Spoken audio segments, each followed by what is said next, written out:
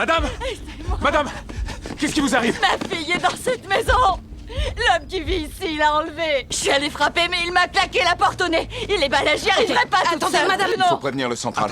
Madame, on va vous aider, mais d'abord, vous voulez bien nous dire ce qui se passe? Dean explique à Joy qu'ils veulent sincèrement l'aider, mais ils doivent d'abord comprendre toute l'histoire. Joyce raconte que sa fille Jada a 13 ans. La nuit dernière, elle a dormi chez son amie Shanice. Mais quand Joyce s'est réveillée ce matin, les deux filles avaient disparu. Le téléphone de Jada reste sans réponse.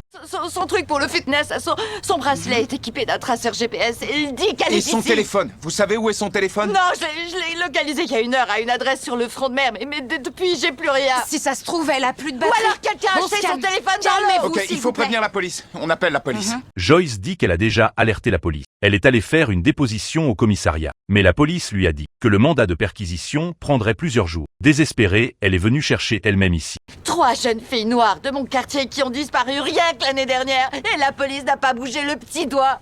Ils se fichent royalement des jeunes femmes de couleur. Non, pas nous, pas du tout.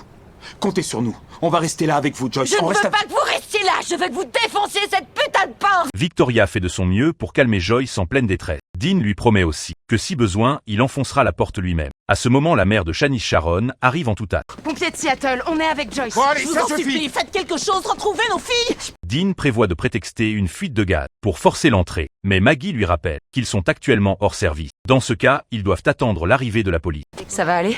À leur place, ça fait longtemps que j'aurais balancé une grenade dans la maison de cette ordure. Je sais. Eh, tu ferais mieux de te calmer si tu veux pas finir en tôle. Tu sais combien de jeunes filles noires sont portées disparues dans ce pays? 70 000. 40% des victimes de trafic sexuel sont des jeunes filles noires. 50% des femmes noires sont exploitées sexuellement avant l'âge de 18 ans. C'est vrai? Ouais. Peu après, la police arrive sur les lieux. Joyce supplie en insistant que sa fille est piégée à l'intérieur. Mais l'agent dit qu'ils sont venus suite à l'appel du propriétaire. Le propriétaire accuse des gens de faire du tapage dehors. Vous le sentez maintenant? Ouais, je le sens. Ouais, je le sens aussi. Sûrement une fuite de gaz. Va voir, Gibson. Ouais. Bon, ça suffit. C'est mon terrain de jeu. Je sais que c'est votre juridiction, mais ça m'est égal. On pense avoir détecté une fuite de gaz. Je vais prévenir ma caserne. Et si on a vu juste, je vous demanderai de bien vouloir sécuriser le périmètre.